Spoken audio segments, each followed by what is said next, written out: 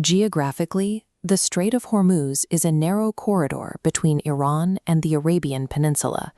At point, it is a stretch of water just 21 miles wide. But looking at the flow of global resources, you can see why this specific thread is vital. 20% of the world's daily oil and 30% of internationally traded fertilizer are funneling through this gap to keep the global economy functioning.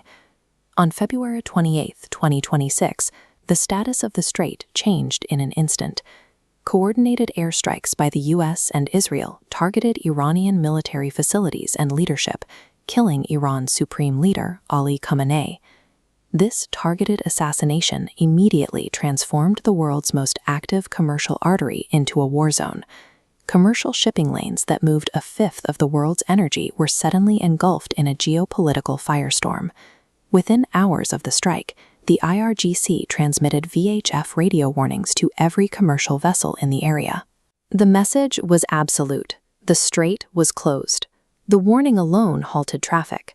Long before ships were physically engaged, massive tankers were throwing their engines into reverse and dropping anchor in open water. Iran didn't need to physically line the channel with a conventional navy. The declaration of a blockade was enough to sever the invisible thread of confidence holding global trade together. This created a military paradox, a regional power successfully enforcing a blockade against the superior naval technology of global superpowers. On the surface, the IRGC utilized fleets of armed speedboats and targeted drone strikes to harass slow-moving tankers. These low-cost kinetic attacks made physical passage through the channel a deadly gamble. Below the waves, a more insidious threat sat in the commercial shipping lanes. Iranian forces deployed hidden naval mines, turning the seafloor into a minefield that conventional destroyers struggled to clear. In the electromagnetic spectrum, electronic warfare teams deployed GNSS jamming and satellite spoofing. This blinded civilian navigation systems, making it impossible for captains to steer through the channel safely. By combining deniable technology with physical threats, Iran effectively neutralized the multi-billion-dollar advantage of Western naval superiority. While the physical threats were real, global trade actually stopped because of the mathematics of maritime insurance. War risk premiums spiked by 600% in a single week, and providers removed indemnity cover entirely, making the financial risk unsustainable. Commercial traffic dropped to zero as ship owners refused the risk, leaving 150 tankers anchored outside the danger zone. In this new environment, an actuary's risk assessment was as effective at closing a channel as a military destroyer. The fallout in the energy markets was the first to register. Brent crude surged past $100 and peaked at $126 a barrel, while natural gas prices in Europe doubled in less than 48 hours. But the shockwave quickly moved beyond energy. Because the Gulf states account for 20% of global exports, raw aluminum prices experienced an immediate spike.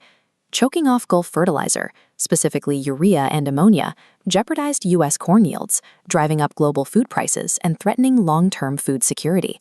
The disruption also hit Qatar's helium production, forcing global distributors to begin rationing supplies almost immediately. Choking a single regional node proved the modern supply chain is so hyper-optimized that one local failure triggers a collapse across unrelated global industries. Iran then began granting strategic exceptions to the blockade. Ships from China, Russia, India, and Pakistan were suddenly allowed to transit safely. This was a calculated move to secure resource flows for Iran's allies while actively starving Western markets. This strategy successfully fractured the international response. Because their own energy supplies were protected, Russia and China used their veto power to block UN resolutions attempting to authorize force against the blockade. Iran weaponized the rules of global trade to turn superpowers against each other, effectively neutralizing the UN's ability to intervene. Western leaders were unable to mount a unified response. President Trump issued aggressive 48-hour ultimatums, threatening hell if the strait was not reopened. But at the same time, France and other EU members hesitated. They feared a unified military strike would only escalate the conflict into a broader regional war. This lack of cohesion forced individual nations to deploy their own destroyers to act as bodyguards for isolated ships.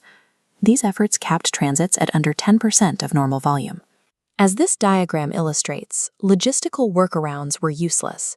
Alternative pipelines to the Red Sea or Oman simply don't have the capacity to replace the 20 million barrels a day that routinely pass through the Strait. Conventional military superiority and backup infrastructure were rendered ineffective by political division and logistical limits. The 2026 crisis exposed the inherent fragility of the hyper-globalized economy. Iran's strategy demonstrated that a regional power does not need a massive army to successfully challenge global superpowers. Synchronizing asymmetric warfare with a precise understanding of supply chain bottlenecks has redefined regional leverage. It forces us to look beyond the Middle East and question the vulnerability of other invisible choke points that dictate our daily lives. Holding the global economy hostage no longer requires the conquest of a nation. It only requires knowing exactly which 21-mile thread to cut.